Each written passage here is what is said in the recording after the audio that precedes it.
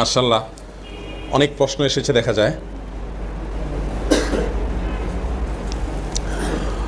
আমরা প্রশ্নোত্তর পর্বে যাচ্ছি ইনশাআল্লাহ। আপনাদের কোনো প্রশ্ন থাকলে লিখিত দিতে পারেন, সবগুলোর উত্তর দিতে পারবো কিনা জানি না, যতটুকু তৌফিক বলে ইনশাআল্লাহ হবে। আমরা কতক্ষণ পর্যন্ত যাব? আয়োজক ভাইরা কই? কত সময় পর্যন্ত যাবো? আর কত সময় আছে আমাদের হাতে? 9টা পর্যন্ত? তাহলে আধা ঘন্টা আছে। মানুষ থাকবে না, সব পালাবে আবার? ঠিক আছে। আমি নারায়ণগঞ্জ থেকে আসছি, বহুত কষ্ট করে আসছি। ঢাকা শহরের ওই মাথা থেকে মাথা আসার চাইতে এখান থেকে চিটাং চলে যাওয়া অনেক ভালো। নতুন ড্রাইভার, রাস্তাঘাট দিয়ে আপনি কেবল ঘাম বাইরে গেছে গাড়ি চালাইতে। আল্লাহ তাআলা তৌফিক দান করুক। জাযাকুমুল্লাহু খায়রা।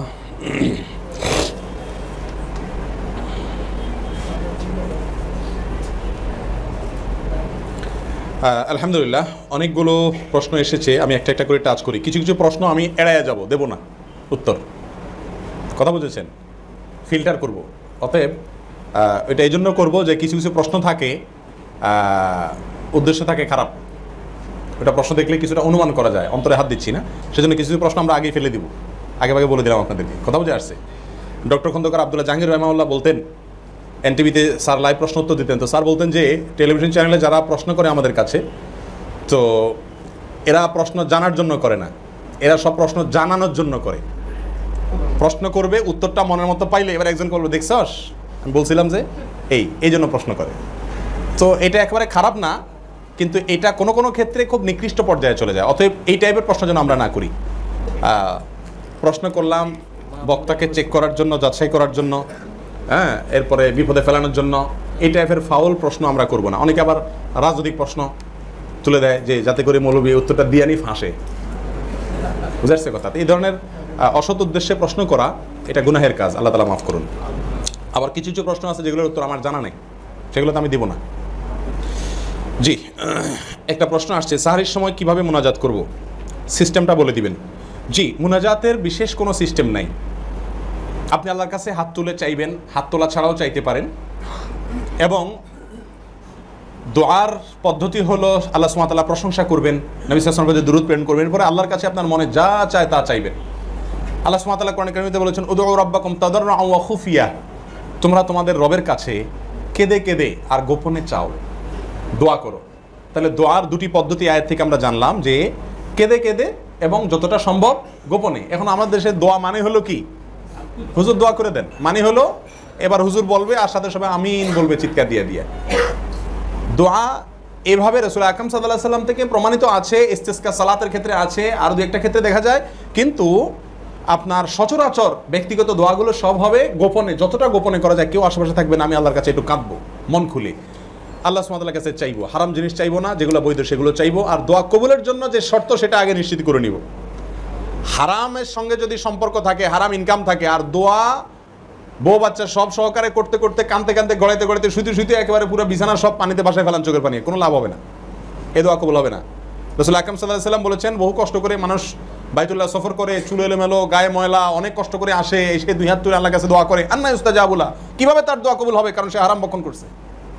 হারাম এমন এক জঘন্য জিনিস, এটার ফলে আর দোয়া কবুল হয় না। দোয়া কবুলের জন্য এটা প্রতিবন্ধক। অতএব সে বিষয়টা নিশ্চিত করতে হবে যে হারামের সাথে আমার সংশ্লেষ নাই। যদি আগে কখনো থেকে থাকে, সেটা শুধুমাত্র মুখে আল্লাহর কাছে মাপ চাইয়া তওবা করলে হবে না। যাদের যাদের সম্পদ মেরেছি তাদের কাছে তাদেরটা পৌঁছে দিতে হবে, তারা না থাকলে তাদের ওয়ারিসদের কাছে দিতে হবে, তাদেরকে যদি পাওয়া না যায় ওই পরিমাণ সম্পদ তাদেরকে সওয়াবের উদ্দেশ্যে দান করে দিতে হবে। এরপরে আল্লাহর কাছে মাপ চাইতে হবে, তারপরে যায় মাফের আশা করা যেতে পারে। আপনি 2 ওয়াক্ত নামাজ বাদ দিছেন, 2-4টা রোজা রাখেন নাই, এগুলোর মাপ চাওয়া যত সহজ, বান্দার হক মারছেন সেটার মাপ চাওয়া এত সহজ নয়। আল্লাহ তাআলা তৌফিক দান করুন আমাদেরকে।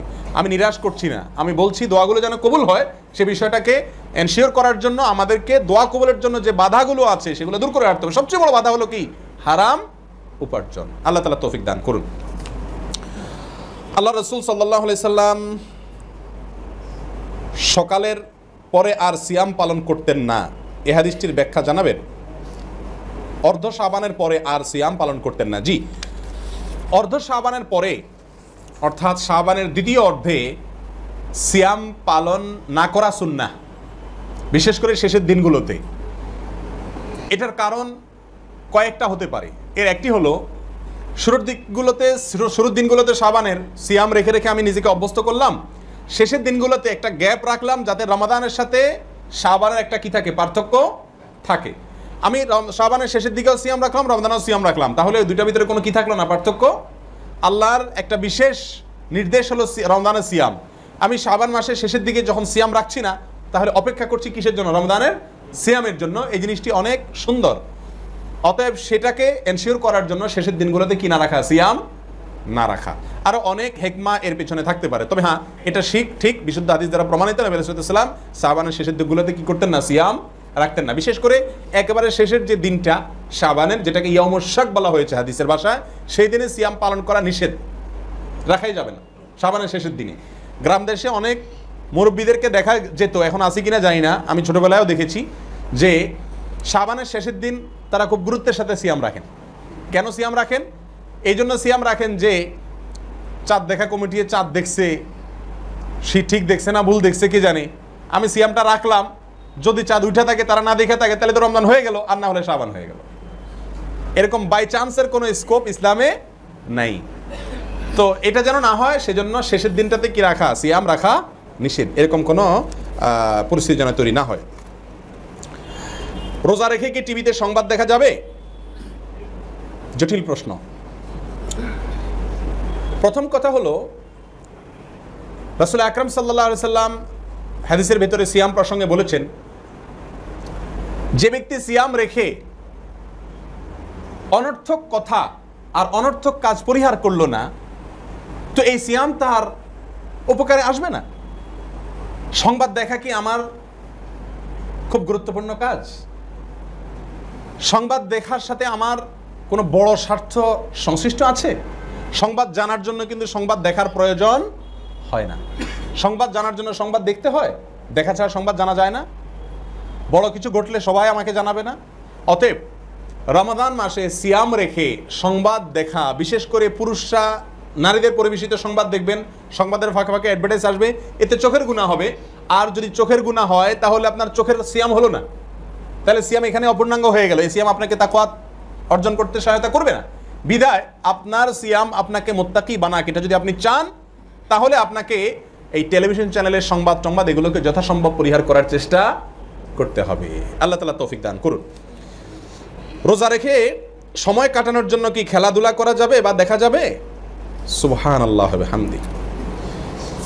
এত সময় আপনি রোজা রেখে পাচ্ছেন যে সময় কাটানোর জন্য খেলাধুলা দেখার এবং করার প্রয়োজন। বিশেষ করে এবছর রমজানে বোধহয় বিশ্বকাপ বা বিশ্বপাপ হচ্ছে, আর সেজন্য প্রশ্নটা খুবই প্রাসঙ্গিক হয়েছে। দেখুন, রমাদান মাসে সিয়াম রেখে সময় কাটানোর জন্য আপনি খেলতে চাচ্ছেন বা খেলা দেখতে চাচ্ছেন, আমি প্রশ্ন করব, হে ভাই হে বোন, আপনার রমাদান মাসে এত সময় হাতে?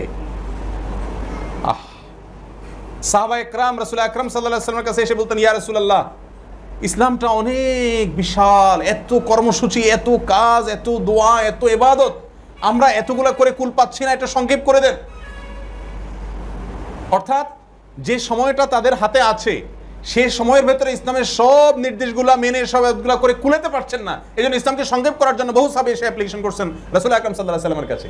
আর আমরা এখন আলেমদের কাছে অ্যাপ্লিকেশন করি যে অনেক সময় হাতে, সময় কাটাবার জন্য একটু খেলাধুলা দেখা বা করার অনুমতি দেন। হুবহু উল্টা হয়ে গেল না? প্রিয় ভাই আমার, প্রিয় বোন আমার, একজন মুমিনের জীবনে যতক্ষণ নাকে ডগা নিঃশ্বাস থাকে, প্রতিটা সেকেন্ড তার জন্য গনিমত, সুবর্ণ সুযোগ। এটা বন্ধ হয়ে গেলে শেষ হয়ে যাবে, আফসোস করব, কিন্তু আর ইবাদতের সুযোগ, কামাই করার সুযোগ থাকবে না। অতএব খেলা দেখে আপনি সময় কাটাবেন কেন? হ্যাঁ, মানুষের বেঁচে থাকার জন্য বিনোদনের প্রয়োজন আছে। সবসময় ইবাদত করতে তো ভালো লাগবে না, কিছু সময়ের জন্য বিনোদন, সুস্থ এবং হালাল বৈধ বিনোদন যদি আপনার হাতের নাগালে থাকে, আপনি সেটাকে গ্রহণ করুন। তবে খেলা দেখা এবং খেলাধুলা করার যদি পরিবেশ থাকে বৈধ পদ্ধতিতে, আপনার বাসা বাড়িতে আঙ্গিনাতে, তো করেন, এটা নিষেধ না। রাসূল আকরাম সাল্লাল্লাহু আলাইহি ওয়াসাল্লাম করেছেন, আমাদের আয়েশার সাথে দৌড়াদৌড়ির প্রতিযোগিতা করেছেন, আপনি করেন এটা। আমাদের আয়েশা খেলা দেখতে চেয়েছেন, তিনি খেলা দেখিয়েছেন। সেই খেলা দেখানোর স্কোপ আর সুযোগ আজকের বাস্তবতায় নেই বললে চলে। এখন খেলা দেখা বলতে আমরা বুঝি টেলিভিশন স্ক্রিনে খেলা দেখা, সেখানে খেলার সাথে বহুত হারামও দেখতে আমাদেরকে হয়। বিধায় এখানে টেলিভিশনে খেলা দেখার কোনো সুযোগ নাই। আল্লাহ তাআলা আমাদের তৌফিক দান করুন বুঝার।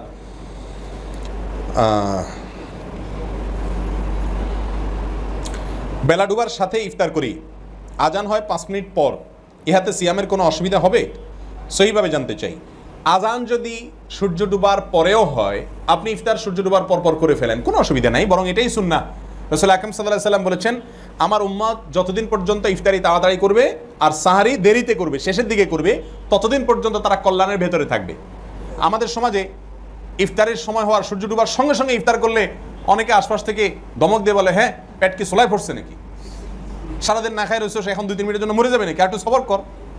বুঝে না যে ইফতারির সঙ্গে সঙ্গে করার ভেতরে সওয়াব বেশি, আর সাহারি এটা যত দেরিতে করা যায়। সাহারি আমরা অনেক আগে করি, আজানের অল্প একটু আগে সাহারি শেষ করা দরকার, এটা সুন্নাহ। তাড়াতাড়ি ইফতারি করা, দেরিতে সাহারি করা। শিয়াদেরকে আমরা দেখেছি সৌদি আরব থাকাকালীন সময় এরা ইফতারি করে অনেক দেরিতে। অতএব রাসূল আকরাম সাল্লাল্লাহু আলাইহি ওয়াসাল্লামের সুন্নাহ হলো তাড়াতাড়ি কি করা, ইফতার করা। যদি আজান দিতে দেরি করে তো আপনি সালাত একটু পরে পড়েন, সমস্যা নেই, জামাত পরে হবে, কিন্তু ইফতারিটা কি করেন সূর্য ডোবার পরে, দেরি না করে সাথে সাথে করেন। আরেকটি প্রশ্ন করেছেন এক বোন, আমি ফ্যামিলি নিয়ে আমেরিকায় থাকি, ওখানে আমরা মর্গেজে বাড়ি কিনেছি, 30 বছরে পরিশোধ করতে হবে, এটা কি সুদের সাথে জড়িত? এমত অবস্থা আমাদের করণীয় কি? দেখুন, বিস্তারিত পদ্ধতি তো আমার জানা নাই, বাকি সুদের সাথে জড়িত হওয়ার সম্ভাবনা তো প্রায় 99%। এই মুহূর্তে করণীয় কি? দেখুন, পৃথিবীতে থাকার জন্য একটা বাড়ির অবশ্যই প্রয়োজন, কিন্তু বাড়ির মালিক হওয়া এটা আদৌ প্রয়োজন না। থাকার জন্য একটা বাড়ি ভাড়া হতে পারে, আমি যদি নিজের অ্যাবিলিটি না থাকে বানানোর, তো সুদের উপরে, সুদের লোন নিয়ে সুদের উপরে ভিত্তি করে আমি বাড়ি বানাবো, এটা কোনো মুসলিমের কাজ হতে পারে না। মুসলিম তো ওই যে জীবনের সিয়াম পালন করতে গিয়ে আল্লাহ নির্দেশকে ফলো করবে। সুদকে আল্লাহ তাআলা হারাম করেছেন, সুদি লোন ছাড়া আমি বাড়ি করতে পারছি না, তো আমি বাড়ি করবো না। এটা হলো মুমিনের আদর্শ। এখানেই তো পরীক্ষা, এই জায়গাটাতে স্ট্রং হয়ে হারামকে না করতে পারা। আমি সম্পদশালী হব না, আমি বাড়িওয়ালা হব না, সারা জীবন ভাড়াটিয়েই থেকে গেলাম, কিন্তু আমার আল্লাহকে সন্তুষ্ট করার স্বার্থে।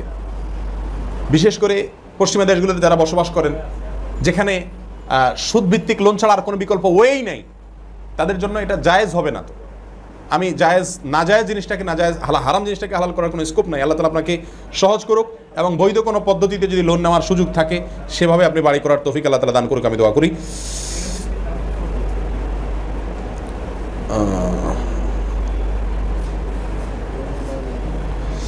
রমজানে দোয়া কবুলের সময়টা শুধু ইফতারের আগ মুহূর্ত নয়, বরং যতক্ষণ রোজা রাখে বা না ভাঙে তথা ইফতারের আগ মুহূর্ত পর্যন্ত থাকে, এ বিষয়ে আলোচনা করবেন। জি হ্যাঁ, হাদিসের ভাষা আমি উল্লেখ করেছি আমার আলোচনাতে। 3 ব্যক্তির দোয়া আল্লাহ সুবহানাহু ওয়া তাআলা ফিরিয়ে দেন না, যে হাদিসে এসেছে সেখানে বলা হয়েছে আস-সাইম হাত্তা ইফতির, অন্য বর্ণনায় আসছে আস-সাইম হিনা ইফতির। রোজাদার ব্যক্তি, সিয়াম পালনকারী ব্যক্তি ইফতার করার আগ পর্যন্ত তার দোয়া কবুল হতে থাকে, তার মানে সারাদিন দোয়া কবুল হয়, এই হাদিস দ্বারা বোঝা যায়। আর কোন কোন হাদিসের ভাষ্য হলো হিনা ইফতির, সিয়াম পালনকারী ব্যক্তি যখন ইফতার করে ওই সময়টাতে দোয়া কবুল হয়। তাহলে দুটোটা হাদিসকে সামনে রাখলে আমরা দেখি সিয়ামকারী ব্যক্তি সারাদিনই দোয়া কবুল হয়, এটা হলো মূল কথা। সেই সাথে ইফতারের আগ মুহূর্তটা, এটা যেহেতু শেষ মুহূর্ত দোয়া কবুলের জন্য, অতএব ওই টাইমটাতে আরও বেশি গুরুত্ব দিয়ে অবশ্যই কী করা উচিত, দোয়া করা উচিত। হ্যাঁ, এখানে আরেকটি প্রশ্ন আসছে যে এরকম অবস্থায় আমরা পরিবারের সবাইকে নিয়ে দলবদ্ধভাবে দোয়া করব নাকি যার যার দোয়া শেষে করব? উত্তর হলো অবশ্যই যার যার দোয়া শেষে করব। বাচ্চাদেরকে দোয়া শেখাবার জন্য যদি আপনার সাথে আপনি দোয়া করান তাহলে সেটা অবশ্যই বিধেয়, সেটাতে নিষেধাজ্ঞা নাই। যে আপনার ছোটো ছোটো বাচ্চারা, তাদেরকে আপনি শিখিয়ে দিলেন, আব্বু আল্লাহর কাছে এটা বলো, ওইটা বলো, আল্লাহর কাছে চাও, তাদেরকে শিখাই দিলেন বা আপনার সাথে বলাইলেন, তাহলে এটা জায়েজ আছে। তবে হ্যাঁ, অ্যাডাল্ট যারা বড় আছেন, বাইরে হয়তো মুরব্বী একজন বললেন, সাথে ওনারা আমিন আমিন বললেন না, এ ধরনের না করে প্রত্যেকে যার যার দোয়া পার্সোনালি করাই কি উত্তম, এবং এটাই সুন্নাহসম্মত। আব্বু বাইরে কাজ করে ইউরোপে একটা রেস্টুরেন্টে, এখানে হালাল হারাম মিক্সড, এই ক্ষেত্রে এই ইনকামটার কি হবে?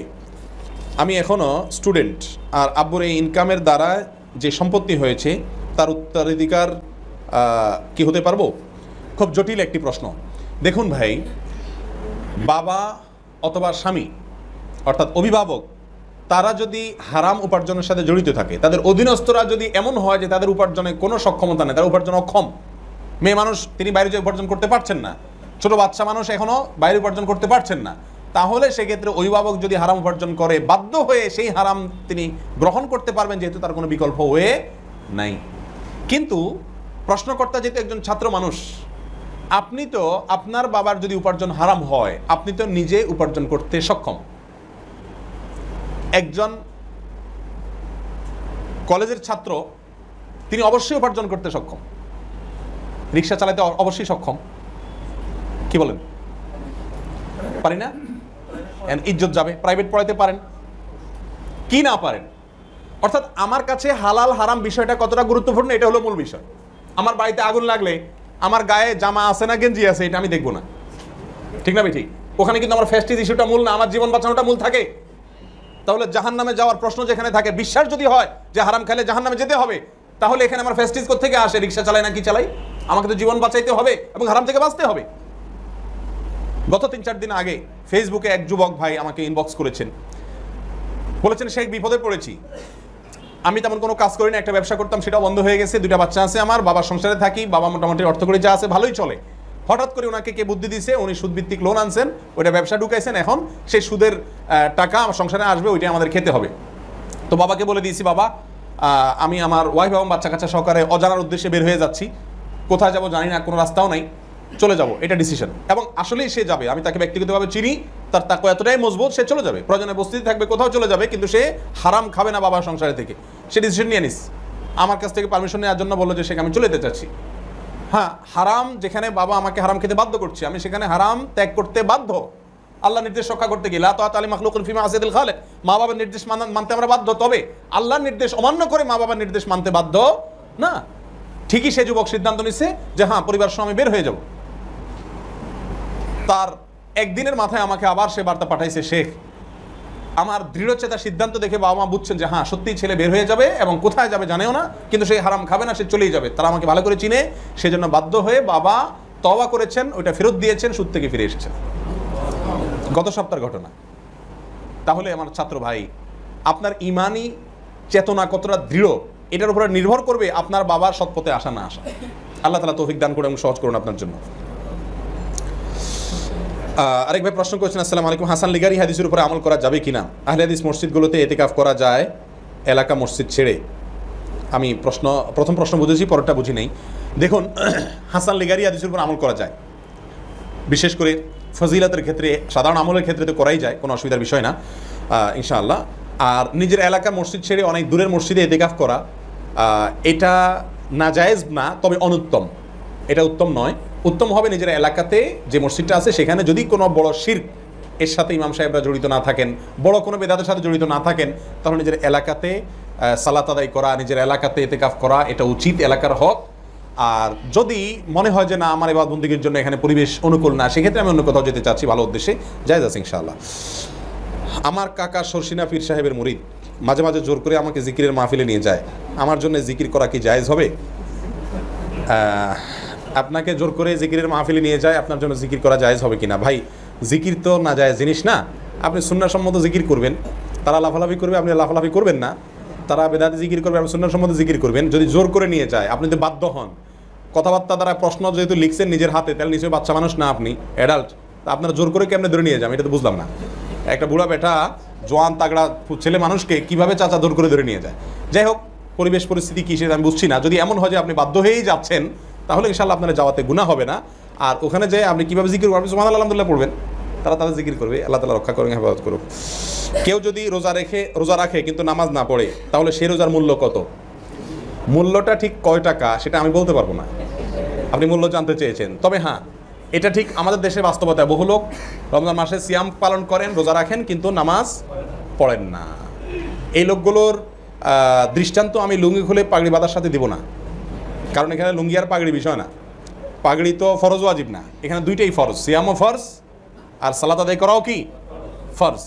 এখানে আমি বলবো যে তিনি অর্ধেক ঢাকলেন আর অর্ধেক ঢাকলেন না, আসলটা বাদ দিয়া এই হাঁটুর নিচেরটা ঢাকলেন কিন্তু উপরেরটা খুলে রাখলেন, বিষয়টা এরকম হলো আর কি।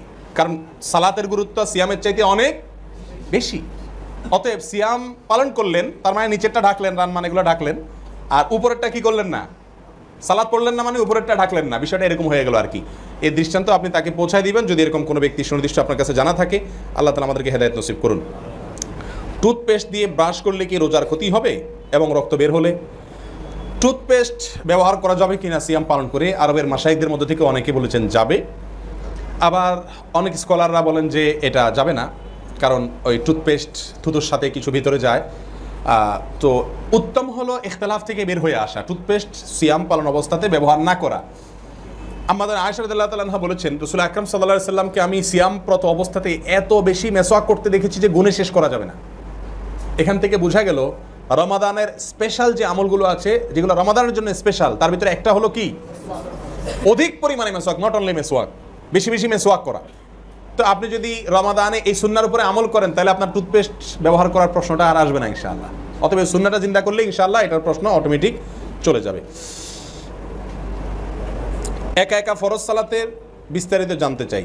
একা একা ফরজ সালাতের বিস্তারিত কি জানবেন আমি বুঝতে পারিনি আপনার প্রশ্ন।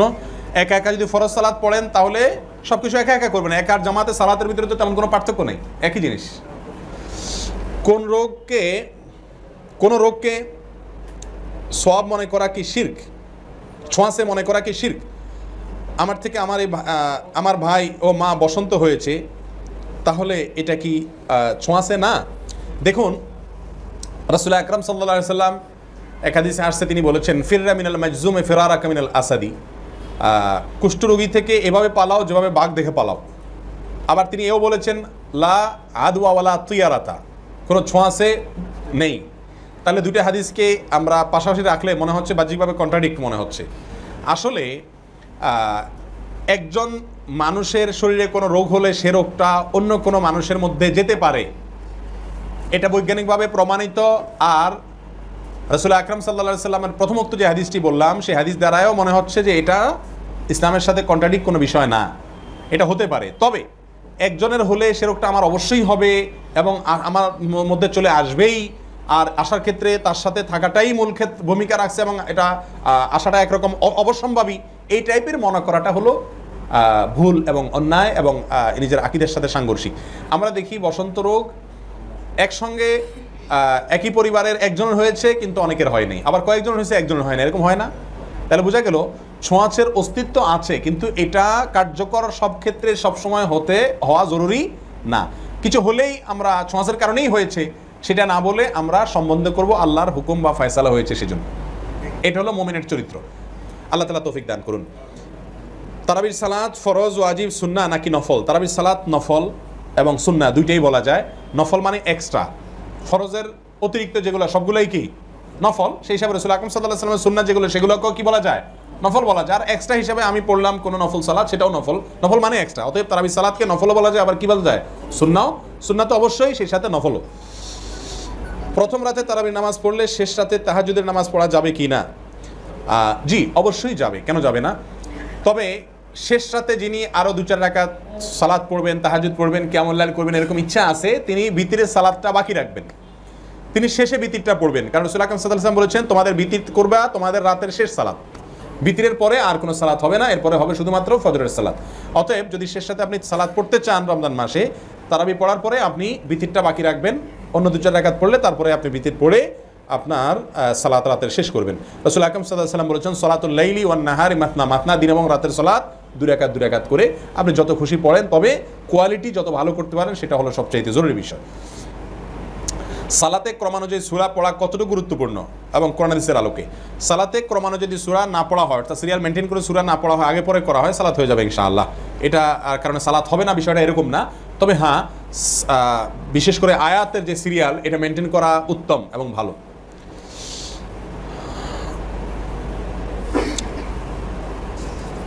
অ্যালার্জি। আসসালামু আলাইকুম শেখ, মক্কার আজানের জবাব বাংলাদেশ থেকে দিলে কিভাবে হয়? কারণ মক্কা বাংলাদেশের সাথে সালাতের ওয়াক্তের পার্থক্য আছে। আজানের জবাবের সাথে ওয়াক্তের কোনো সম্পর্ক নাই। আজান শুনলে জবাব দিতে হবে। আমি যেখান থেকে আজানটা শুনছি এমন হতে পারে সেখানে ওয়াক্ত হয়েছে, আমার এখানে ওয়াক্ত হয় নাই। রাসূল আকরাম সাল্লাল্লাহু আলাইহি সাল্লাম তার জীবনে একটা ঘটনা দেখা যায় যে উপরে থাকা একজন মানুষ, তিনি দেখেছেন সূর্য ডুবে গেছে, তাকে বলেছেন তুমি ইফতার করো। নিচে থেকে আমরা দেখছি যে সূর্য ডুবে নাই, তাকে বলছে ইফতার করিও না। তাহলে একজন মানুষ মনে করেন পাহাড়ের উপরে আছে, সে দেখছে যে উপর থেকে হ্যাঁ সূর্য ডুবে গেছে, সে দিল আজান। আপনি নিচ থেকে দেখছেন যে এখনো সূর্য আছে, তাহলে আপনার জন্য তো সূর্য ডুবে নাই, তো তার আজানের জবাব আপনি দিতে পারবেন কি পারবেন না? আজানের জবাব দেওয়ার সাথে ওয়াক্ত হওয়ার সম্পর্ক নাই। মক্কার আজান যদি আমি সরাসরি শুনতে পারি লাইভ ব্রডকাস্টের মাধ্যমে, তাহলে আমি সেটার জবাব অবশ্যই দিতে পারি। রেকর্ডেড আজান না, লাইভ ব্রডকাস্ট যদি হয় সেটার জবাব আমি দিতে পারি এবং দিলে ইনশাআল্লাহ সওয়াব অবশ্যই পাবো। কারণ হাদিসে এটা বলা হয়নি যে তোমারও সালাতের ওয়াক্ত হইতে হবে, আজানের জবাব দিতে হবে। এখানে ওয়াক্ত হওয়া, আপনার কাছে সালাতের ওয়াক্ত হয়েছে কিনা এটা বড় কথা না, যিনি দিচ্ছেন তিনি ওয়াক্ত মতো দিচ্ছেন কিনা আর আপনি সরাসরি শুনছেন কিনা, এটা হলো মুখ্য বিষয়। জি।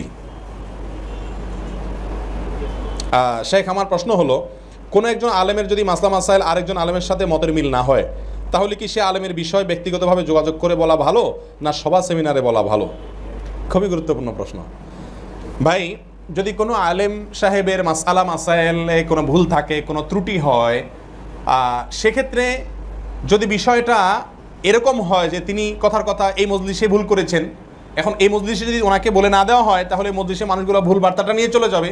তাহলে এই মজলিসেই ওনাকে বলা উচিত পার্সোনালি, যাতে করে উনি অন্যদেরকে কি করে দেন, সংশোধন করে দেন। পেছন থেকে হইচই করা যে না উনি এটা সঠিক বলেন, এটা ভুল বলছে, এটা উচিত না। এটা রাসূল আকরাম সাল্লাল্লাহু আলাইহি সাল্লামের যে আদর্শ সেটার খেলাফ। আর যদি ভুলটা এমন হয় যে ব্যক্তিগত, তাহলে তো সেক্ষেত্রে পাবলিকলি বলার কোনো অপশনই নেই। আর যদি এমন হয় যে তিনি যে মজলিসে ভুল করেছেন সেই মজলিসে তার মাধ্যমে সংশোধন করার উপায় নাই, কিন্তু এখন মানুষ কি হয়ে যাচ্ছে, গোমরাহ হয়ে যাচ্ছে তার দ্বারায়, তাহলে সেক্ষেত্রে অবশ্যই তার ওই মাসআলার বিরোধিতা করা জায়েজ আছে, বরং ওয়াজিব। কিন্তু তার নাম উল্লেখ না করে যদি করা যায়, অবশ্যই সেটা করতে হবে। নাম উল্লেখ না করে যদি সংশোধন করা যায় মানুষের, তাহলে সেটাই করতে হবে। আজকাল এইটাকে আমরা সবাই জানি যে কারোর ভুল ত্রুটি হলে, আকীদাগত ভুল বা মাসালাগত বড় কোনো ভুল যদি থাকে এবং তিনি সেটা প্রচার করেন মানুষের মধ্যে, তাহলে তার সেই ভুলের বিরুদ্ধে মানুষকে সচেতন করা জরুরি এবং এই গীবত করা ওয়াজিব। এই মাসআলা থেকে আমরা আজকাল এতটাই দুয়ার প্রশস্ত করে ফেলেছি যে এখন সমস্ত আলেমরা একে অন্যের, বা সমস্ত সবাই তো আর না, অনেক আলেমরাই সমস্ত আলেমদেরই নাম ধরে সমালোচনা করাকে কি মনে করেন, জায়েজ মনে করেন। এটা উচিত না। আপনি যদি তার নাম বলা ছাড়া বলেন যে অনেক আলেম এরকম বলে, তাতে যদি পাবলিক সংশোধন হয়ে যায়, তাহলে আপনি এই পদ্ধতি অবলম্বন করে তার নাম বলে তাকে ছোট করতে যাবেন না। এটা অন্যায়, এটা ভুল। রাসূল আকরাম সাল্লাল্লাহু আলাইহি সাল্লামের জীবনে দেখা যায় কোনো ব্যক্তি ভুল করেছেন, তিনি মিম্বরে এসে বলতেন, তোমাদের কি হলো যে আমি তোমাদের মধ্যে কাউকে কাউকে দেখি এমন এমন করে। তিনি চাইলে বলতে পারতেন নাম, কিন্তু বলেন না, কথাটা বলে দেন যাতে করে যার ভুলটা হয়েছে সে সংশোধিত হয়ে যায়, পাশাপাশি অন্যরাও সংশোধিত হয়ে যায়। এই জন্য কোনো আলেমের ভুল দেখলে তার নাম বলা ছাড়া যদি তার ভুলটাকে বলে সংশোধন করা যায়, অবশ্যই সে পদ্ধতি অবলম্বন করা উচিত। কারণ কোনো মুসলমানের ইজ্জত, এটা হারাম, এটাকে নষ্ট করা কি নাই, জায়েজ নাই। আল্লাহ তাআলা আমাদেরকে বুঝার তৌফিক দান করুন। তারাবির সালাত 8 বা 20 রাকাত নিয়ে কাদা ছোড়াছুড়ি না করে দেশের সকল হাফেজ ও মসজিদ কমিটির সদস্যদেরকে কি বলা যায় না যে সকল হাফেজ দৃঢ়স্থিরভাবে তার তীর সহকারে দীর্ঘ সময় নিয়ে আমরা সালাত আদায় করব? অত্যন্ত চমৎকার প্রস্তাব। এই কথাটাই তো বলতে চাইছি আমরা। তারাবি সালাতের রাকাত 8 না 20, এই বিতর্কের চাইতে অনেক বেশি জরুরি। এটা কোনো বিতর্কের বিষয়ই হওয়া উচিত না, বরং হওয়া উচিত এটা তারাবির সালাত কত ধীরস্থিরতার সাথে হওয়া উচিত, কত আস্তে আস্তে হওয়া উচিত, কত সুন্দর হওয়া উচিত। 8 পড়ছেন না 20 পড়ছেন মুখ্য নয়, মুখ্য হইল আস্তে পড়ছেন না জোরে পড়ছেন। যে বিষয় নিয়ে আওয়াজ ওঠার দরকার, আমাদের দেশের প্রায় ম্যাক্সিমাম মসজিদে তুফান মিলের যে তারাবির সালাত হয়ে থাকে, এটার বিরুদ্ধে আমাদের সোচ্চার হওয়া উচিত। এবং এটা যদি আমরা কথা বলি, তাহলে হানাফি, আহলে হাদিস কারোর কোনো দ্বিমত থাকবে? সালাত হুড়োহুড়ি করে পড়া উচিত না, এই কথাকে মানে না এমন কোনো মুসলমান পৃথিবীতে আছে? তাহলে যেই জায়গাটাতে সবাই একমত, সেই জায়গাটাতে আমরা যদি কথা বলি, তাহলে সমাজে কি হয়ে যাবে, সংশোধন ইনশাআল্লাহ হয়ে যাবে। সেটা না করে আমরা 8 আর 20 নিয়ে মত পার্থক্য করছি, অথচ 8 এবং 20 এর কোনোটিকেই হকপন্থী ওলামা একরামের কেউ বেদাত বলেন না, বরং সবগুলোকেই সুন্নাহর অন্তর্ভুক্ত বলেন। এটা ইজতিহাদ। ইমাম মালিক রাহিমাহুল্লাহ থেকে আরো বেশি প্রমাণ আছে। বিধায় 8 আর 20 মুখ্য না, মুখ্য হলো কতটা ধীরস্থিরতার সাথে আস্তে আস্তে পড়া হচ্ছে। জি, কেউ কেউ বলছে বাংলাদেশে আহলে হাদিসরা ধর্মনিরপেক্ষ রাজনীতির সাথে জড়িত, অথচ ডক্টর আসাদুল্লাহ গালিব স্যার ধর্মনিরপেক্ষবাদ সম্পর্কে বই লিখেছেন। এই ব্যাপারে আপনার মতামত জানতে চাই। একটা অ্যালার্জি চলে আসছে আমি পড়ার আগে, যেহেতু পড়ে ফেলছি সেহেতু বলি। দেখুন, প্রথম কথা হলো, আহলে হাদিস হয়ে গেলে তিনি ফেরেশতা হয়ে যাবেন, ব্যাপারটা তা না। আহলে হাদিস হয়ে তিনি ধর্মনিরপেক্ষ রাজনীতি করতে পারেন, আছে না নাই এরকম? আহলে হাদিস হয়ে তিনি টাকনুর নিচে প্যান্ট পরতে পারেন, আছে না নাই? আহলে হাদিস পরিবারে জন্ম হয়েছে, নামধারী আহলে হাদিস, কিন্তু আমলে হাদিসের উপরে নাই, এরকম আছে না নাই? তো সাধারণত সাধারণ চিত্রের ব্যতিক্রম তো থাকে সমাজে। আরে আহলে হাদিস তো পরের কথা, মুসলমান নামধারী শিরকে আকবর করছে, আছে না নাই? তাহলে এটা অস্বাভাবিক বিষয় না। তবে হ্যাঁ, এটাকে জেনারেলাইজ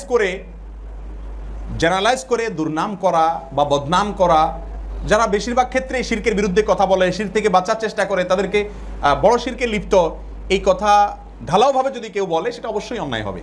কিন্তু যদি বলে যে কেউ কেউ আছে করে, তাহলে সেটা অবশ্যই মিথ্যা নয়। কথা কি বুঝাতে পারছি? আল্লাহ তাআলা আমাদেরকে বোঝার তৌফিক দান করুন। না জেনে শিরক করলে কি মাপ পাওয়া যাবে? জি, না জেনে শিরক করলে যদি তওবা করেন জানার পরে তাহলে মাপ পাওয়া যাবে ইনশাআল্লাহ। কিন্তু যদি আপনি তওবা না করে মারা যান তাহলে কিন্তু মাপ পাওয়ার রাস্তা নাই। কেউ আমার কাছে 100 টাকা আমানত রাখলো এবং আমি সেই টাকা খরচ করে ফেললাম এবং পরে তাকে আমার অন্য টাকা হতে 100 টাকা দিলাম, তাতে কি কোনো সমস্যা? জি হ্যাঁ, সমস্যা। আমানতের সম্পদটা হুবহু ফেরত দিতে হয়, সেটাকে কি করা যায় না, আপনার চেঞ্জ বা পরিবর্তন করা যায় না। এখানে আপনার তওবা করা উচিত। আমাদের দেশীয় হিসাবে ফিতরার পরিমাণ কতটুকু?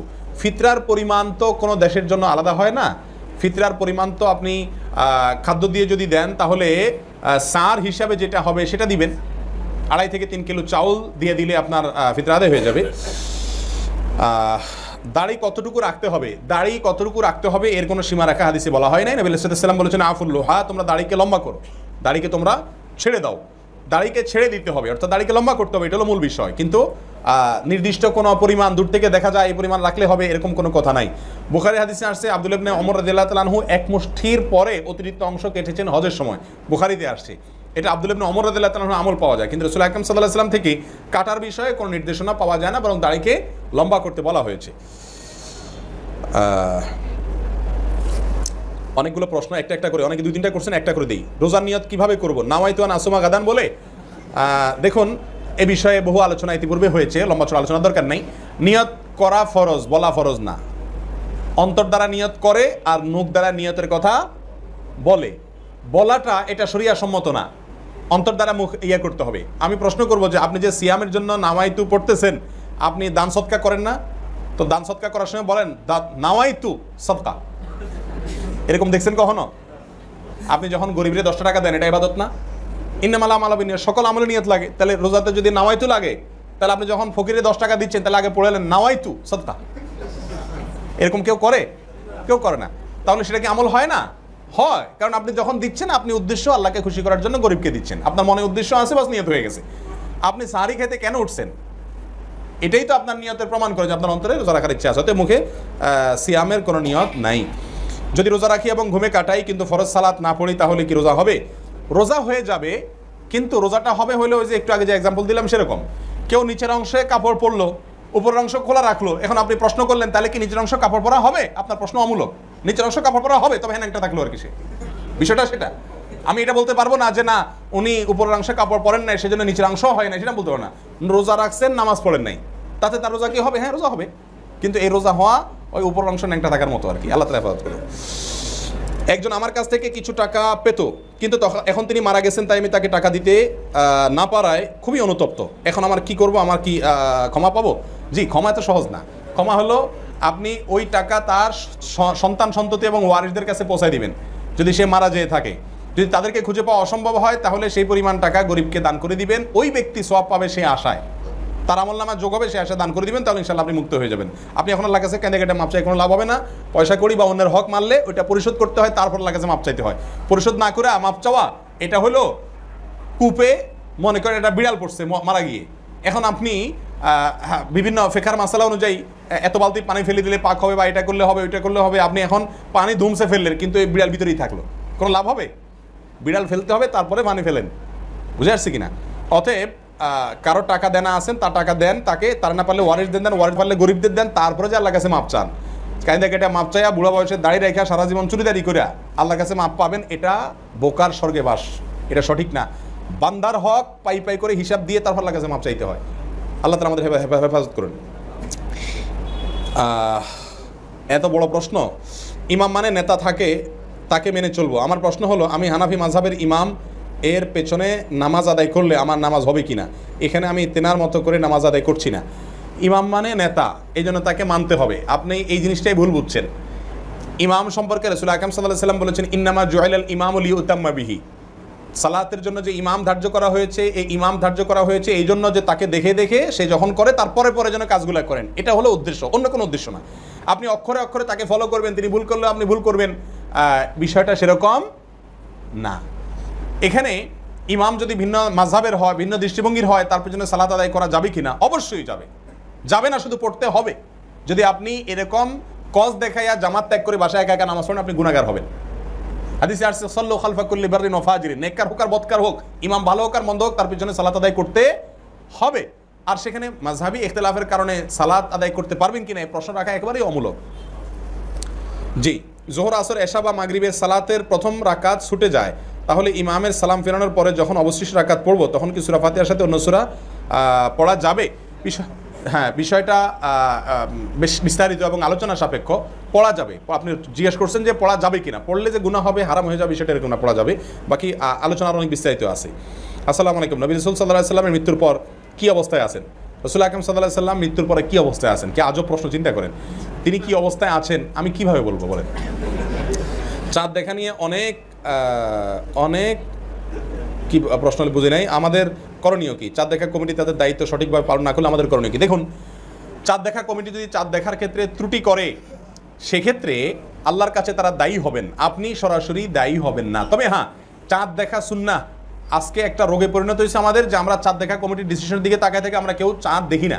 রাসূল আকরাম সাল্লাল্লাহু আলাইহি ওয়াসাল্লামের সুন্নাহ হলো চাঁদ দেখা, এবং চাঁদ দেখলে একটা দোয়াও শিখিয়ে দিয়েছেন তিনি, আল্লাহুম্মা আহিল্লাহু আলাইনা বিল আমনি ওয়াল ঈমান ওয়াস সালামাতুল ইসলাম রব্বি ওয়া রাব্বুকাল্লাহ। এটা চাঁদ দেখার দোয়া। অতএব আপনি চাঁদ দেখার দোয়া পড়বেন, চাঁদ দেখবেন। আজকাল কেউ চাঁদ দেখে না, সবাই দেখে টিভি, মোবাইল, ওই নিউজ দেখে আর কি, যে হেলাল কমিটি কি বলছে। আরে ভাই, হেলাল কমিটি কি বলছে সেটা পরে দেখেন না, আগে একটু চাঁদটা খোঁজেন। বলে ঢাকা শহরে চাঁদ খুঁজবো কেমনে? চারপাশে বিল্ডিং আর বিল্ডিং, ছাদে উঠে যান, খালি মাঠে যান, চেষ্টা করেন না, সওয়াব পাবেন তো। চাঁদ যদি দেখার চেষ্টাও করেন তবু একটা সুন্নাহ জিন্দা করার জন্য আমল করলেন। আর যদি চাঁদ দেখে যান দোয়া করলেন, না দেখলে চেষ্টা করার সওয়াব পাবেন ইনশাআল্লাহ। অতএব চাঁদ দেখা উচিত। আর হেলাল কমিটি যদি চাঁদ দেখা কমিটি ভুল ডিসিশন দেয়, এর দায়ভার তাদেরকে বহন করতে হবে, আপনার ইনশাআল্লাহ দায়ভার বহন করা লাগবে না। কোনো ব্যক্তি যদি মসজিদে নামাজ পড়ে, ওই ব্যক্তির কতটুকু সামনে দিয়ে হাঁটা চলা করা যাবে? দেখুন, এ বিষয়ে রাসূল আকরাম সাল্লাল্লাহু আলাইহি ওয়াসাল্লামের হাদিসে সুস্পষ্ট কিছু বলা আছে বলে আমার জানা নাই। ওলামায়ে কেরামের কয়েকটি মত পাওয়া যায়। কেউ সালাত পড়ছে, আপনি তার সামনে দিয়ে হেঁটে যেতে বাধ্য, অন্য কোনো হাঁটার রাস্তা নাই, সেক্ষেত্রে আপনি কতটুকু দূর দিয়ে যেতে পারবেন? কেউ কেউ বলেছেন যে তার সেজদা পর্যন্ত যে এরিয়া আছে, এই এরিয়ার বাইরে দিয়ে আপনি যেতে পারবেন। আর কেউ কেউ আরও দূরের কথা বলেছেন। আবার অনেক ওলামায়ে কেরাম বলেছেন যত দূর দিয়ে গেলে ওই সালাত আদায়কারী ব্যক্তি ডিস্টার্ব হবে না, তত দূর দিয়ে আপনি চলবেন। তো এক্ষেত্রে সবচেয়ে নিরাপদ হলো যতটুকু দূর দেওয়া সম্ভব ততটুকু বেশি দূর দিয়ে যাওয়া, যাতে করে ওই ব্যক্তির সালাতে মনোযোগ নষ্ট না হয়। কিন্তু যদি আপনি করেন, তার সিজদার আওতার বাইরে দিয়ে চলেন, তাহলে মোটামুটি আশা করা যায় ইনশাআল্লাহ আপনি গুনাহ থেকে বেঁচে যাবেন। এক্ষেত্রে একটা কথা মনে রাখা দরকার, তা হলো এক্ষেত্রে তিনটা পদ্ধতি আছে। হাদিসে নিষিদ্ধ পদ্ধতি হলো ক্রস, মুরুর বলা হয়েছে যেটাকে, অর্থাৎ একজন নামাজ পড়ছেন, আপনি এক পাশ থেকে আরেক পাশে গেলেন, ক্রস করলেন, এটা নিষেধ। কিন্তু আপনি ওই ব্যক্তির বরাবর সামনে বসে আছেন, সেখান থেকে আপনি ডানে অথবা বামে সরে গেলেন, এটা কিন্তু নিষেধ না। অনেকে বসে থাকে, হ্যাঁ, অন্যদের চলাচলের সুবিধার জন্য আপনি বসে আছেন, সেটা খুব ভালো। কিন্তু আপনি যদি মনে করেন যে বেটা আমার পিছনে খুঁটে গাড়াই দিছে, এখন আমি সরতেও পারতেছি না, বারবার তাকাচ্ছেন আর কই মাছের মাথা চাপাচ্ছেন, এটা উচিত না। এটা আপনি মাসালা না জানার কারণে নিজে মাথা, মানে কই মাছের মাথা চাপাচ্ছেন, দরকার নেই মাথা চাপানেন। আপনার বরাবর পিছনে কেউ সালাত আদায় করছে, আপনি ডাইনে অথবা বামে কি করেন, হেঁটে চলে যান, এটা জায়েজ আছে। অথবা অনেক সময় দেখা যায় একজন পিছনে সালাত আদায় করছে, এদিকে একামতের প্রস্তুতি চলছে, তখন কাতারে ফাঁকা থাকে, ওই তার বরাবর কেউ আসে না, না পাশ থেকে ওই বরাবর এসে দাঁড়ানোতে কোনো অসুবিধা নাই। মুরুর হাদিসে নিষেধ। মুরুর মানে হলো ক্রস, এক পাশ থেকে আরেক পাশে যাওয়া, তার সামনে যেয়ে দাঁড়িয়ে যাওয়া অথবা সামনে থেকে সরে যাওয়া, এটা কি না নিষিদ্ধ না। কোরআন হেদায়া টিভি চ্যানেল, এটা দেখা যাবে কিনা? হেদায়া টিভি চ্যানেল কি, কোরআন টিভি চ্যানেল কি আমি জানি না, যার কারণে উত্তর দিতে পারতেছি না। মানে এগুলো কি, কাদের চ্যানেল বা কি দেখানো হয়? যদি ভালো কিছু হয়, ভালো চ্যানেল হয়, তাহলে দেখতে পারেন। আর যদি বেদাতি বা খারাপ কিছু থাকে তাহলে দেখা যাবে না। আমি কোনো মহিলা অথবা মেয়েকে সালাম দিতে পারবো? কোন মহিলা অথবা মেয়েকে সালাম দিতে পারবো? দেখুন, আপনি সালাম দিবেন আপনার মাকে, আপনার বোনকে, যাদের সাথে আপনার পর্দা করা জায়েজ আছে তাদেরকে, যাদের সাথে আপনি দেখা করা জায়েজ আছে তাদেরকে আপনি সালাম দিবেন। এছাড়া অন্য মেয়েদেরকে সালাম দেওয়া নিয়ে অনেক ওলামায়ে কেরাম বলেছেন যদি ফিতনার আশঙ্কা না থাকে এমন জায়গায় সালাম দিবেন। ফিতনার আশঙ্কা বুঝেছেন তো? মানে আপনার সালামের জবাবে তিনি আবার জবাব দিলেন, রিপ্লাই দিলে আপনার মনের ভিতরে কোনো বাজে চিন্তা আসবে না, তার সাউন্ডে বা আশপাশে মানুষের ফিতনা পতিত হওয়ার কারণ হবে না, এরকম কোনো আশঙ্কা যদি না থাকে তাহলে আপনি দিতে পারেন।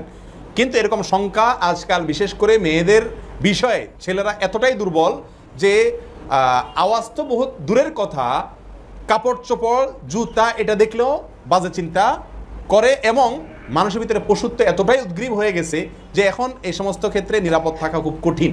যদি এমন হয় যে সালাম দিলে আমি ফিতনার পতিত হবে, ফিতনা আশঙ্কা হবে, তার আওয়াজ শুনে আমার ভিতরে বাজে চিন্তা আসবে, তাহলে সেক্ষেত্রে আমরা সালাম দিব না। তবে সালাম মৌলিকভাবে দেবো মাহরামদেরকে, যাদের সাথে দেখা করা কি আছে, জায়েজ আছে, বাসা বাড়িতে তাদেরকে।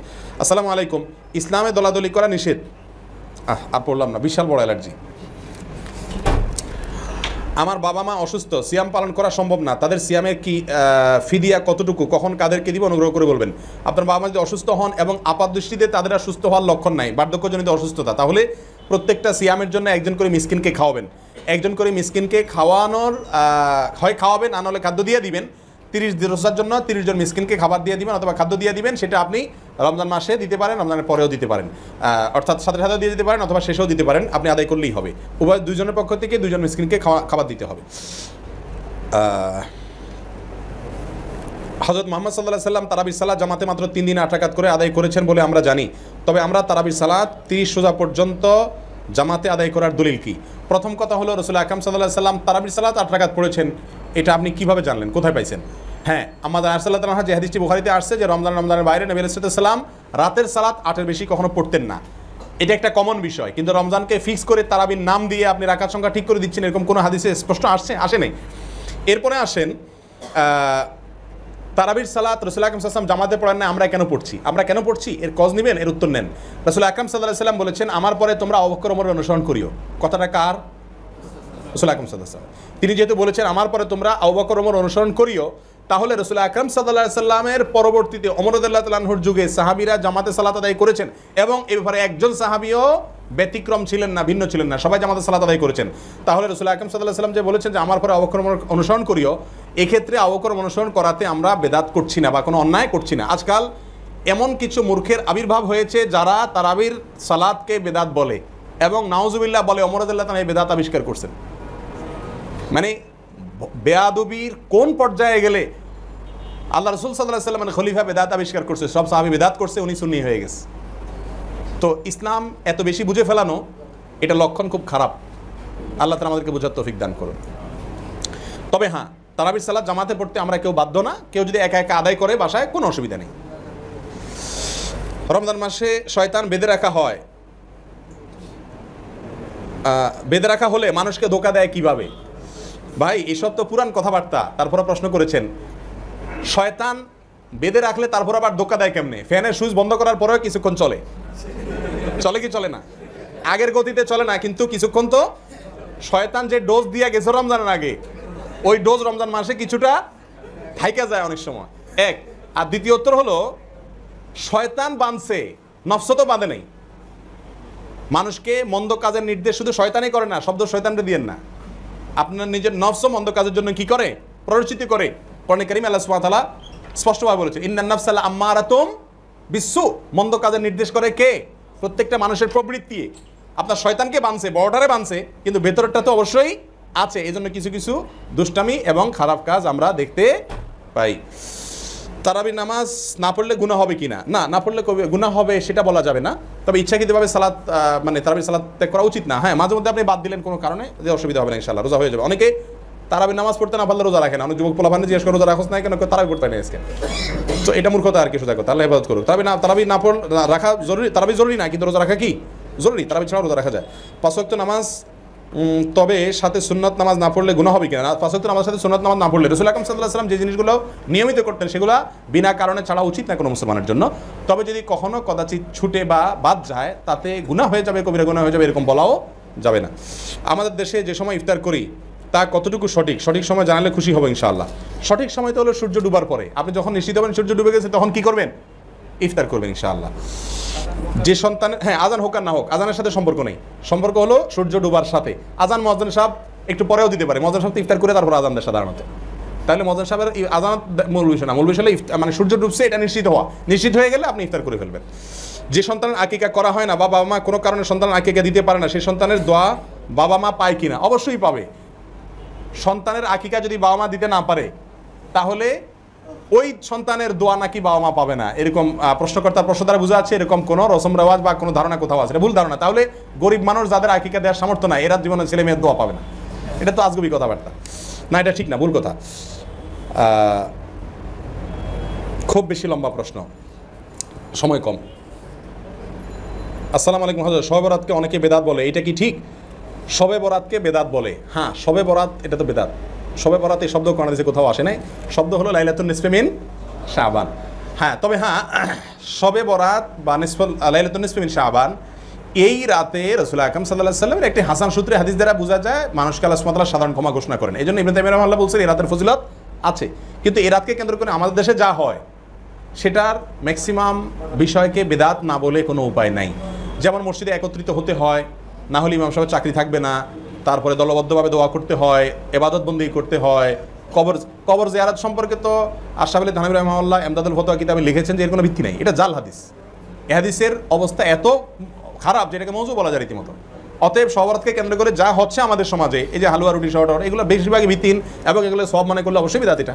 তবে হ্যাঁ, যেটুকু ফজিলত প্রমাণ আছে শুধু এটুকুই বলা যাবে, এর বাইরে না। আল্লাহ তাআলা হেফাজত করুক। সালাতে সিয়ামরত অবস্থায় দাঁত ব্রাশ করা যাবে কিনা গেছে উত্তর। বাচ্চাদের খেলার জন্য খেলনার পশু পাখি যেমন বিড়াল, বাঘ, হাতি অথবা পুতুল দেওয়া জায়েজ কিনা, এতে করে রহমতের ফেরেশতা ঘরে ঢুকবে কিনা। দেখুন, আয়েশা রাদিয়াল্লাহু তাআলা আনহা সহ সাহাবা ইকরামের একাধিক সদস্যকে দেখা গেছে ছোট ঘোড়া দিয়ে বা বিভিন্ন জীবজন্তুর দিয়ে, পুতুল দিয়ে তারা খেলেছেন। রাসূল আকরাম সাল্লাল্লাহু আলাইহি ওয়াসাল্লাম নিষেধ করেন নাই। এই জন্য যদি এটা অপমানিত অবস্থায় থাকে, এটাকে শোকেসে রাখা না হয়, খুব সম্মানজনক অবস্থায় রাখা না হয়, তাহলে এটা জায়েজ আছে। তবে অবশ্যই পরিহার করা ভালো, বিশেষ করে এই জন্য যে আমরা এটাকে একটা পর্যায়ে কী করি, শোকেসে উঠাই। আর তাছাড়া আজকাল বিশেষ করে নানাভাবে প্রতিমা পূজা আমাদের সমাজে প্রবেশ করতেছে, নানাভাবে। অতএব যথাসম্ভব এগুলো থেকে দূরে থাকা উচিত, যদি আমাদের শিরকের দুয়ার এগুলোকে খুলে দেয়। দুটি বাচ্চা হওয়ার পর যদি কেউ কয়েক বছরের জন্য জন্ম নিয়ন্ত্রণ পদ্ধতির মাধ্যমে বাচ্চা না নেয়, এটা কি জায়েজ আছে? উল্লেখ্য সাময়িক সময়ের জন্য জন্ম নিয়ন্ত্রণ পদ্ধতির কথা বলা হচ্ছে। জি হ্যাঁ, সাময়িক সময়ের জন্য জন্ম নিয়ন্ত্রণ পদ্ধতি জায়েজ আছে শর্ত সাপেক্ষে। তাহলে কেন করছে জন্ম নিয়ন্ত্রণ? যদি এই জন্য হয় যে ইনকাম কম, এখন খাওয়াতে পারবেন না, তাহলে হারাম। আল্লাহ সুবহানাহু ওয়া তাআলা কোরআনে স্পষ্টভাবে বলেছেন যে তোমরা আল্লাহ তাকতুলু আওলাদাকুম খাশিয়াতা ইমলাক, খাদ্যের অভাবে বাচ্চাদেরকে হত্যা করিও না, তোমরা ভ্রূণ হত্যা করিও না। নাহনু নারযুকুহুম ওয়া ইয়্যাকুম, আমি তাদেরকে তোমাদের সবাই রিজিক দিব। রিজিকের অভাবে, পয়সার অভাবে, বেতনের অভাবে, টাকা কম, আয় কম, সেজন্য সন্তান এখন নেব না, এটা যদি হয় তাহলে এটা হারাম হবে। হ্যাঁ, আর যদি এমন হয় যে এখন এই মুহূর্তে একটা বাচ্চা হলে দুটো বাচ্চার সাথে পালন করতে পারবো না, মায়ের কষ্ট হবে, বাচ্চা আরেকটা দুধ পাবে না, অথবা যেই পরিবেশে আসি এই বাসাতে আরেকটা বাচ্চা হয়ে গেলে কষ্ট হয়ে যাবে দুটোটার, এই সমস্ত কজে যদি হয় স্বাস্থ্যগত কারণ বা পরিবেশগত কারণ, তাহলে জায়েজ আছে। তবে স্থায়ীভাবে না হয়ে অবশ্যই সেটা অস্থায়ী হতে হবে। আমার বাচ্চাকে ছোটোবেলা থেকে দিনী জ্ঞান দিয়ে বড় করার ইচ্ছা ইনশাআল্লাহ, কিন্তু বাচ্চা দাদা দাদির কাছে থাকে বেশিরভাগ সময়। তারা উভয়ই টিভি দেখেন এবং হিন্দি সিরিয়াল দেখেন, যেটা বাচ্চার উপরে প্রভাব ফেলে। বাসায় টিভি রাখা কতটুকু জায়েজ? রমাদান মাসে টিভির ফিতনা থেকে কিভাবে বাঁচা যায়? বাচ্চার উপরে টিভির ভয়াবহতা কিরূপ, কার্টুন দেখা যাবে কিনা, একটু বিস্তারিত বলুন। দেখুন, টেলিভিশনের প্রভাব বাচ্চার উপরে অনেক বেশি পড়ে। বিশেষ করে দাদা দাদি যদি বাচ্চাকে টেলিভিশনে বাজে জিনিস দেখায় এবং আস্তে আস্তে ছেলে টেলিভিশন আসক্ত হয়ে যাবে এরকম মনে হয়, তাহলে অবশ্যই আপনি দাদা দাদির কাছ থেকে বুঝিয়ে শুনিয়ে যেভাবে হোক আপনার বাচ্চাকে আপনি দূরে সরাইতে হবে, যদি তাকে দিনদার হিসাবে বড় করতে চান। ছোটোবেলা যদি এই রোগ ঢুকে যায়, পরবর্তীতে এই বাচ্চাগুলো আর দিনের পথে আসার সম্ভাবনা একেবারেই ক্ষীণ হয়ে যায়, সোজা কথা। আর এছাড়া এটা স্বাস্থ্যের জন্য ক্ষতি, দিনের জন্য ক্ষতি, চোখের জন্য ক্ষতি, মেধার জন্য ক্ষতি, সব দিক থেকে ক্ষতি। বিধায় এ বিষয়ে সাবধান থাকা উচিত। কার্টুনের কথা আপনি বলেছেন, বাচ্চাদের কার্টুন দেখানোর ক্ষতি বহুবিধ। শরঈ ক্ষতি আছে, দুনিয়াবি ও জাগতিক ক্ষতি আছে। বিধায় বাচ্চাকে শারীরিক যেসব খেলনা আছে সেগুলো দেওয়ার চেষ্টা করুন।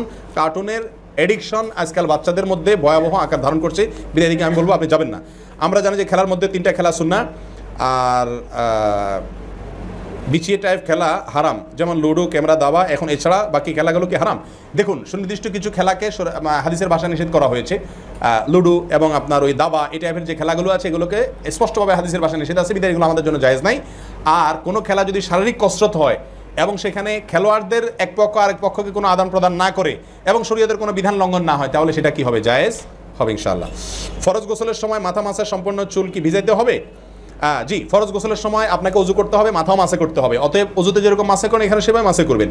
মেয়েরা কি ঘরের ভিতরে টি শার্ট পরতে পারবে? এটা কি পুরুষদের অনুকরণ হবে? ঘরের ভিতরে মেয়েরা কি পোশাক পরবে এই বিষয়টি মেয়েদের একান্ত ব্যক্তিগত বিষয়, এবং তার স্বামী যদি হয় থাকেন বাসাতে, বিবাহিত হন, তাহলে স্বামীর রুচির বিষয়। তবে অবশ্যই ইহুদি, খ্রিস্টান এবং ফাসেক মেয়েদের অনুসরণ থেকে দূরে সরে আসা উচিত। ফাসেক মেয়েরা তারা পুরুষদের সাথে বেশভূষা ধারণ করতে পছন্দ করে। দিনী মেয়েদের, দিনদার মেয়েদের অবশ্যই তাদের থেকে ব্যতিক্রম থাকা উচিত এবং তাদের অনুকরণ করা উচিত না।